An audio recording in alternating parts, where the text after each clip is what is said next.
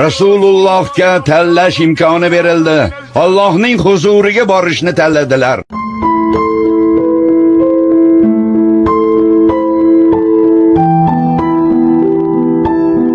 Endi nima qilamiz? Bu kunni ko'rmay o'lib ketsam yaxshi edi. Rasululloh qazo qilibdilar. Rasululloh o'libdilar.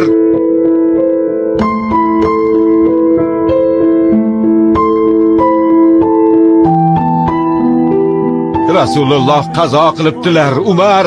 Nimalar deyapsizlar, sho'ringiz qurgurlar? Rasululloh sallallohu alayhi va sallam o'ldi deganning tili uzilsin iloyim.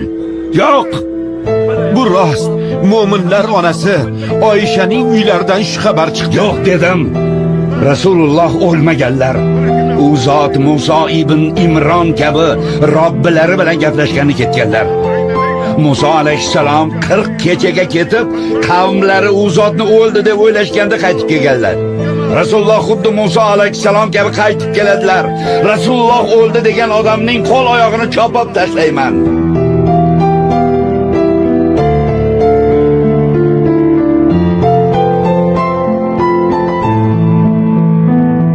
Alloh sizga taqdir qilgan o'lim sharbatini totdingiz. Alloh sizga ikki o'limni jam qilmaydi. Gapimni tushunmayapsizlarmi? Tilingizni tiying. Kimda kim Rasulullohni o'ldi desa, savalayman. Biroz jim tur, Umar, quloq sol. Bu odamlar nima deyotganini eshitmayapsizmi? Ular munofiq bo'lib qolishibdi. Quloq solinglar odamlar. Bandalari ustidan hukmron bo'lgan Allohga hamd bo'lsin. Xaloyiq, kimda kim Muhammadga ibodat qilgan bo'lsa bilingki, Muhammad o'ldi.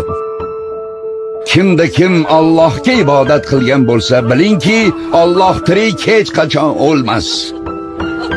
A'udhu billahi minash shaytonir rajim. Muhammad ham bir rasul xolos. Undan oldin ham rasullar o'tgan. Agar u o'lsa yoki qatl qilinsa, orqangizga qaytasizmi? Kimki orqasiga qaytsa, Allohga hech qanday zarar keltira olmas. Va Alloh shukr qiluvchilarni albatta mukofotlar. Ashoblaringiz sizga jonin bog'ladi.